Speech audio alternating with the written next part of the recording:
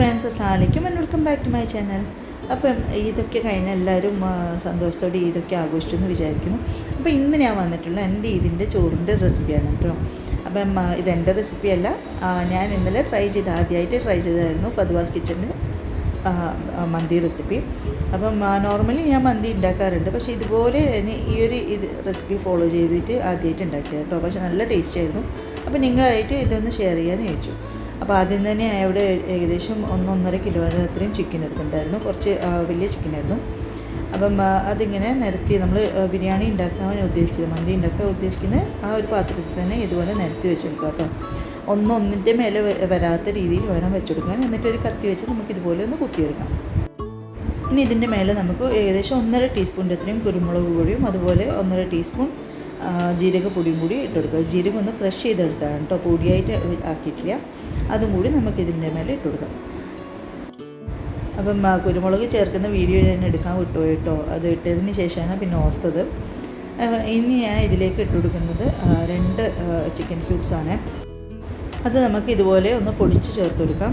അപ്പം ചിക്കൻ ക്യൂബ്സിൽ ഉപ്പുള്ളതുകൊണ്ട് തന്നെ നമ്മൾ ഈ ഒരു മസാലയിലേക്ക് ഇപ്പം ഉപ്പിട്ട് കൊടുക്കുന്നില്ല കേട്ടോ ഈ ചിക്കനിലേക്ക്. അപ്പോൾ നിങ്ങൾക്ക് ആവശ്യം തോന്നുകയാണെങ്കിൽ നിങ്ങൾക്ക് കുറച്ച് ആഡ് ചെയ്ത് കൊടുക്കാം. അപ്പോൾ ഞാൻ ഇതിലേക്ക് ഇട്ടിട്ടില്ല. അപ്പം 2 ചിക്കൻ ക്യൂബ്സും ഇതുപോലെ ഒന്ന് പൊടിച്ചിട്ട് കൊടുക്കാം. ഇനി നമുക്ക് ഇതിലേക്ക് ആഡ് ചെയ്ത് കൊടുക്കേണ്ടത് കുറച്ച് കളറ് ഞാനിവിടെ ആഡ് ചെയ്യുന്നുണ്ട്. അപ്പം നിർബന്ധമില്ല, ഇത് ജസ്റ്റ് ആ ചിക്കനിക്ക് ആ ഒരു കളറ് കിട്ടാൻ വേണ്ടിയിട്ടാണ് കേട്ടോ. അപ്പോൾ നിങ്ങൾക്ക് വേണമെങ്കിൽ ഇത് ഓപ്ഷനിലാണ്, സ്കിപ്പ് ചെയ്യാവുന്നതാണ്. അപ്പോൾ ഇതും കൂടി ഇട്ട് കൊടുത്തതിന് ശേഷം നമുക്ക് ഇതിൻ്റെ മേലെ കുറച്ച് ചെറുതായി അരിഞ്ഞിട്ടുള്ള ക്യാപ്സിക്കവും അതുപോലെ കുറച്ച് മല്ലിയിലയും പുതിനയും ഒരുമിച്ച് ഞാൻ മുറിച്ച് വെച്ചിട്ടുണ്ട്. അതും കൂടി നമുക്ക് ഇതിലേക്ക് ഇട്ട് കൊടുക്കാം. അപ്പം ഇതിലേക്ക് ക്യാപ്സിക്കം ഞാൻ എടുത്തിട്ടുള്ള 2 ക്യാപ്സിക്കമാണ്. അത് ഇതുപോലെ തന്നെ ചെറുതായിട്ടൊന്ന് അരിഞ്ഞു കൊടുക്കുക നമുക്ക്. അതാണ് ഇതിലേക്ക് ആഡ് ചെയ്ത് കൊടുത്തിട്ടുള്ളത്. പിന്നെ നമ്മൾ പുതിനയും മല്ലിയിലയും കൂടി ഇട്ട് കൊടുത്തിട്ടുണ്ട്. ഏകദേശം 2 കൈപ്പിടിയാണ് ഞാൻ ഇതിലേക്ക് ഇട്ട് കൊടുക്കുന്നത്. അപ്പോൾ അതും ഇതുപോലെ തന്നെ ചെറുതായിട്ട് അരിഞ്ഞിട്ട് വേണം ഇട്ട് കൊടുക്കാൻ. നമ്മളുടെ ഈ ഒരു ചിക്കനൊക്കെ ഫ്രൈ ആയി കിട്ടുമ്പോഴേക്കും ഈ 3 ഐറ്റംസ് ഇതിൽ കാണില്ല കേട്ടോ. നല്ലോണം അടിഞ്ഞാണ് കിട്ടുക. അതിന് വേണ്ടിയിട്ടാണ് ചെറുതായിട്ട് നമ്മൾ അരിഞ്ഞു കൊടുത്തിട്ടുള്ളത്. ഇനി നമുക്ക് ഇതിലേക്ക് ഏകദേശം 3/4 കപ്പോളം എണ്ണയാണ് കേട്ടോ ആഡ് ചെയ്ത് കൊടുക്കേണ്ടത്. ഞാൻ ഇവിടെ സൺഫ്ലവർ ഓയിലാണ് യൂസ് ചെയ്തിട്ടുള്ളത്. അതുകൂടി നമുക്ക് ഒഴിച്ചു കൊടുക്കാം. എന്നിട്ട് നല്ലോണം ഒന്ന് നേരടി ഇതെല്ലാം ഒന്ന് മിക്സാക്കി എടുക്കാം കേട്ടോ ഈ ചിക്കനിലേക്ക്. അപ്പോൾ നല്ലോണം തന്നെ മിക്സ് ചെയ്യാൻ നോക്കുക. എല്ലാം എല്ലായിടത്തും എത്തണം. നമ്മളിതിപ്പോൾ ഇട്ട് കൊടുത്തിട്ടുള്ള ഇതിൽ നമ്മൾ വേറെ വെള്ളമൊന്നും ആഡ് ചെയ്യുന്നില്ല. ജസ്റ്റ് ഇതുപോലെ തന്നെ നല്ലോണം ഒന്ന് മിക്സാക്കി എടുക്കുക കേട്ടോ. അപ്പം ചിക്കൻ നമ്മൾ ആദ്യം ഒരു കത്തി വെച്ച് കുത്തിയിട്ടുണ്ടായിരുന്നു. അതുകൊണ്ട് തന്നെ പെട്ടെന്ന് ഈ മസാലയൊക്കെ അതിലേക്ക് പിടിക്കാൻ ഹെൽപ്പ് ചെയ്യും അത്. അപ്പോൾ എല്ലാവരും അത് മറക്കാതെ ചെയ്യുക കേട്ടോ. അപ്പോൾ നമ്മളുടെ മസാലയൊക്കെ നല്ലോണം തേച്ച് പിടിപ്പിച്ചിട്ടുണ്ട്. ഇനി നമുക്കിത് കവർ ചെയ്തിട്ട് 1 മണിക്കൂർ നേരം ഫ്രിഡ്ജിലേക്ക് വെക്കാവുന്നതാണ്. ഈ ഒരു ടൈമിൽ തന്നെ നമുക്ക് ചോറിൻ്റെ അരിയും കൂടി റെഡിയാക്കണം. അപ്പോൾ ഞാൻ ഇവിടെ എടുത്തിട്ടുള്ള ബാസ്മതി റൈസാണ് കേട്ടോ. ബാസ്മതി നമ്മുടെ ഇന്ത്യ ഗേറ്റിൻ്റെ ബാസ്മതി റൈസാണ് ഞാൻ യൂസ് ചെയ്യാറ് നോർമലി. അപ്പോൾ അതാണ് ഞാൻ ഇതിലേക്ക് എടുത്തിട്ടുള്ളത്. അപ്പം എൻ്റെ അരിയുടെ കണക്കെന്ന് പറഞ്ഞാൽ ഈ ഒരു പാത്രത്തിലാണ്. എനിക്ക് വീട്ടിലേക്ക് ആവശ്യമുള്ള അരി ഇത്രയേ വേണ്ടൂ. അപ്പം ഇതിലൊരു 3 കപ്പാണ് ഞാൻ നോർമലി എടുക്കാറ് കേട്ടോ. അപ്പം ബിരിയാണിക്ക് വെക്കുമ്പോൾ ഇങ്ങനെ എടുക്കും. അപ്പോൾ ഇത് എൻ്റെ ഉച്ചയ്ക്കും അതുപോലെ കുറച്ച് രാത്രിത്തേക്കും ബാക്കിയുണ്ടാവും. അപ്പോൾ ഇതുപോലെ തന്നെ ഞാനിപ്പോൾ എടുത്തിട്ടുണ്ട്. അപ്പോൾ നമ്മളിപ്പോൾ ഇന്ന് ഉണ്ടാക്കാൻ പോകുന്നത് ഏകദേശം 1 കിലോ മന്തിയുടെ റെസിപ്പിയാണ് കേട്ടോ. അപ്പോൾ നിങ്ങൾക്ക് 1 കിലോ റൈസ് എടുക്കാവുന്നതാണ്. അപ്പോൾ ഞാനിങ്ങനെ എടുത്തുന്നുള്ളൂ, നോർമലി എടുക്കുന്ന രീതിയിൽ തന്നെ എടുത്തുന്നുള്ളൂ കേട്ടോ. അപ്പം ഇനി നമുക്ക് ഇതൊന്ന് കഴുകി 1 മണിക്കൂർ നേരം കുതിർത്താനായിട്ട് വെക്കണം. അപ്പോൾ നിങ്ങൾ ഏത് അരി എടുക്കുന്നത് അതിനനുസരിച്ചിട്ട് വേണം ഇതിനെ കുതിർത്തിയെടുക്കുക. അപ്പം നമുക്ക് അരി വലുതായി കിട്ടണമെങ്കിൽ, കുറച്ച് നീളം വെക്കണമെങ്കിൽ കുതിർത്തി വെക്കുന്ന ഏറ്റവും നല്ലതാണ് കേട്ടോ. അപ്പോൾ ഞാൻ അവിടെ ഏകദേശം 1 മണിക്കൂർ തന്നെ ഇത് കുതിർത്തി വെച്ചിട്ടുണ്ട്. നല്ലോണം വെള്ളം ഒഴിച്ചിട്ട് നമ്മുടെ ആ ഒരു ചിക്കനാകുന്ന ആ ഒരു സമയം കൊണ്ട് നമുക്ക് അരിയും കൂടി ആയി കിട്ടും. അപ്പോൾ 1 മണിക്കൂറിന് ശേഷം ഞാൻ ഇതൊന്ന് ഗ്യാസിൽ കയറ്റിയിട്ടുണ്ട്. ആദ്യം തന്നെ നല്ല ഹൈ ഫ്ലെയിമിലിട്ടിട്ടാണ് കേട്ടോ ഈ ചിക്കൻ വെച്ചിട്ടുള്ളത്. അപ്പോൾ അതിൻ്റെ അടുത്ത് തന്നെ ഞാൻ അരി വെക്കാനുള്ള വെള്ളം കൂടി വെച്ചിട്ടുണ്ട്. അപ്പം ചോറ് നമ്മൾ ഊറ്റിയിട്ടാണ് കേട്ടോ വെക്കുന്നത്, നെയ്ച്ചോറല്ല വെക്കുന്നത്. അപ്പം നിങ്ങൾക്കൊക്കെ അറിയാവുന്നതായിരിക്കുമല്ലോ. അപ്പം ആദ്യം തന്നെ നമ്മൾ ആ ഒരു ഹൈ ഫ്ലെയിം വെച്ചതിന് ശേഷം 2 മിനിറ്റിന് ശേഷം ഇതൊന്ന് തിരിച്ചിട്ട് കൊടുക്കാം. അപ്പം ഇത് ഏകദേശം കുറച്ച് വലുപ്പമുള്ള ചിക്കനാണ്. അപ്പം നമുക്കൊരു 20-25 മിനിറ്റിൻ്റെ വേവ് ഉണ്ടാവും കേട്ടോ. അപ്പം ഇതിൽ മന്തിയിൽ ചിക്കന് നോർമലി നല്ല സോഫ്റ്റായിട്ടാണ് ഉണ്ടാവുക. അപ്പം മാക്സിമം തന്നെ നിങ്ങൾ വേവിച്ചെടുക്കുക കേട്ടോ. അങ്ങനെ പൊടിഞ്ഞു പോകുന്ന രീതിയിൽ വേവിക്കാനല്ല, എന്നാലും ചിക്കൻ നല്ല ആ ഒരു ടെൻഡർ ചിക്കൻ എന്ന് പറയുന്നില്ലേ, അപ്പോൾ ആ ഒരു രീതിയിലായിട്ട് കിട്ടണം നമുക്ക്. അപ്പോൾ ഇതേപോലെ 2-3 പ്രാവശ്യം തിരിച്ചിട്ടിട്ട് നമുക്ക് ഇത് വേവിച്ചെടുക്കാം.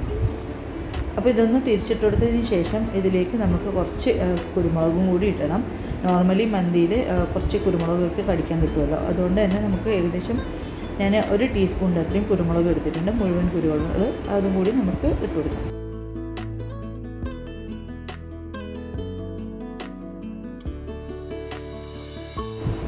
അപ്പോൾ അത് ഇട്ട് കൊടുത്തതിന് ശേഷം നമുക്കിത് കവർ ചെയ്തിട്ട് വേവിച്ചെടുക്കാം കേട്ടോ. ഈ ഒരു ടൈമിൽ നമുക്ക് ഫ്ലെയിം ഒന്ന് കുറച്ച് കൊടുക്കാം. അപ്പോൾ ഞാൻ അവിടെ മീഡിയം ടു ലോ ഫ്ലെയിമാണ് കേട്ടോ വെച്ചിട്ടുള്ളത്. ഇതിന് നമ്മൾ വേറെ എണ്ണ ഒന്നും ഒഴിച്ചു കൊടുക്കുന്നില്ല, അതിലുള്ള എണ്ണയിൽ തന്നെയാണ് ഇത് വെന്ത് കിട്ടുന്നത്. നമ്മൾ ചിക്കന് ഓൾറെഡി കുഴച്ചെടുക്കുമ്പോൾ കുറച്ച് എണ്ണ ഇട്ടിട്ടുണ്ടായിരുന്നല്ലോ, ആ ഒരു എണ്ണയിൽ തന്നെയാണ് കേട്ടോ ഇത് ആവുന്നത്. അപ്പം ചിക്കനിലേക്ക് കുറച്ചായിട്ട് വെള്ളം ഇറങ്ങിയിട്ടുണ്ട്. നമുക്ക് വീണ്ടും ഒന്ന് തിരിച്ചിട്ട് കൊടുക്കാം. ഇതുപോലെ 2-3 തവണ, ഞാൻ ആദ്യം പറഞ്ഞ പോലെ തന്നെ 2-3 തവണ നമുക്കിതൊന്ന് ആക്കിയെടുക്കാം കേട്ടോ.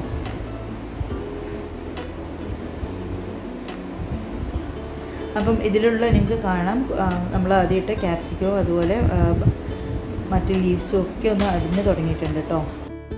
അപ്പോൾ നമ്മളുടെ ഫ്രൈ റെഡി ആകുമ്പോഴേക്കും അത് മൊത്തമായിട്ടൊന്ന് കാണാത്ത രീതിയിൽ തന്നെ ആവും. ഇനി നമുക്കിതൊന്ന് വീണ്ടും അടച്ചു വെച്ച് കൊടുക്കാം. അപ്പോൾ നമ്മളുടെ ചിക്കൻ്റെ വേവ് ഏകദേശം 3/4 ഭാഗം ആയിക്കഴിഞ്ഞാൽ നമുക്ക് ചോറ് റെഡിയാക്കാൻ തുടങ്ങാം കേട്ടോ. അപ്പം ആദ്യം തന്നെ അവിടെ നമ്മുടെ ചൂടുവെള്ളത്തിലേക്ക് കുറച്ച് ഉപ്പിട്ട് കൊടുത്തിട്ടുണ്ട്, ചോറിന് ആവശ്യമായിട്ടുള്ള. അതുപോലെ നമുക്ക് ബാക്കി മുഴുവൻ സ്പൈസസും കൂടി ആഡ് ചെയ്ത് കൊടുക്കാം കേട്ടോ.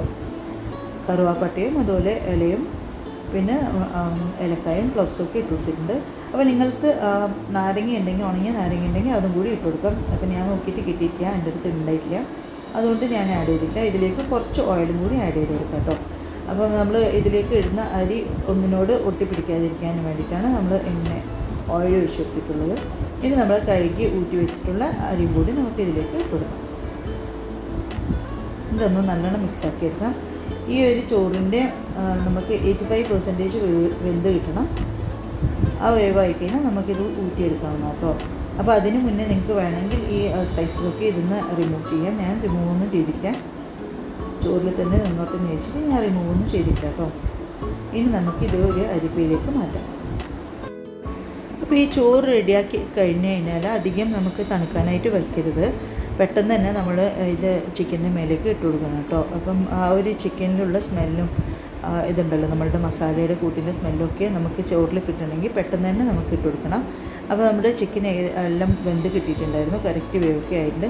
അപ്പോൾ ഞാനിത് ഒരു പാനിൻ്റെ മേലെ വെച്ചിട്ടുണ്ടായിരുന്നു ആ ഫ്ലെയിമിൽ കേട്ടോ. അപ്പം ലാസ്റ്റായിട്ട് ഒന്നുകൂടി തിരിച്ചിട്ടെടുത്തതിന് ശേഷം ഞാൻ ചോറ് ഇതിൻ്റെ മേലെ തട്ടാനായിട്ട് പോവാണേ. നമ്മൾ നോർമലി ഉണ്ടാക്കുന്ന മന്തിയേക്കാളും ഇത് കുറച്ചും കൂടി ടേസ്റ്റി ആയിട്ടുള്ള ഒരു റെസിപ്പിയാണ് കേട്ടോ.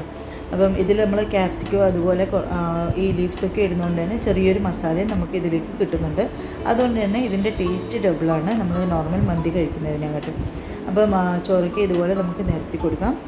ഇനി നമുക്ക് ഇതിൻ്റെ മേലെ ഇട്ട് കൊടുക്കേണ്ടത് കുറച്ച് കളറിന് വേണ്ടിയിട്ട് ഞാനിവിടെ കുറച്ച് ഒരു ടീസ്പൂൺ വെള്ളത്തിൽ ഒരു 1/2 ടീസ്പൂൺ മഞ്ഞൾ ഒഴിച്ചു കൊടുത്തിട്ടുണ്ടായിരുന്നു. അതുപോലെ കുറച്ചൊരു ഓറഞ്ച് കളറും കൂടി ഇട്ടിച്ചു കൊടുത്തിട്ടുണ്ട് കേട്ടോ.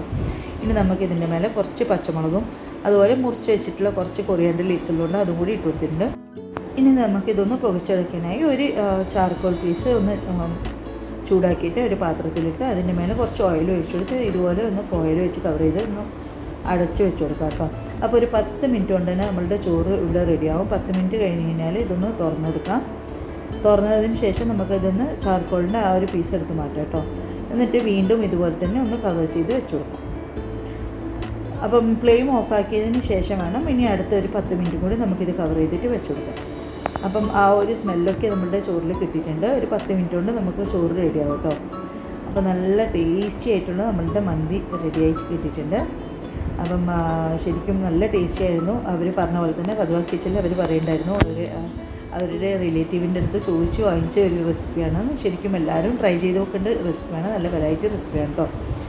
അതുപോലെ ഇതിൻ്റെ ടേസ്റ്റും നല്ല അത്യുഗ്രൻ മന്തി തന്നെയാണ്. നമ്മൾ പുറത്തുനിന്ന് വാങ്ങിക്കുന്നതിനെക്കാട്ടും നല്ല ടേസ്റ്റ് ഉണ്ടായിരുന്നു അപ്പോൾ ശരിക്കും. അപ്പോൾ എല്ലാവരും ഈ ഒരു റെസിപ്പി ട്രൈ ചെയ്ത് നോക്കുക, നിങ്ങൾക്ക് ഇഷ്ടമാണെന്ന് കരുതുന്നു. അപ്പോൾ എന്തായാലും ഷെയർ ചെയ്യുക, ലൈക്ക് ചെയ്യുക ഇഷ്ടപ്പെട്ടിട്ടുണ്ടെങ്കിൽ. അതുപോലെ സബ്സ്ക്രൈബ് ചെയ്യാതെ കാണുന്നവരുണ്ടെങ്കിൽ സബ്സ്ക്രൈബ് ചെയ്യാം കേട്ടോ. ഇനിയും നല്ല നല്ല വീഡിയോസ് ഇതിലുണ്ട്, അപ്പോൾ എല്ലാവരും കണ്ടു നോക്കാം. Thank you for watching.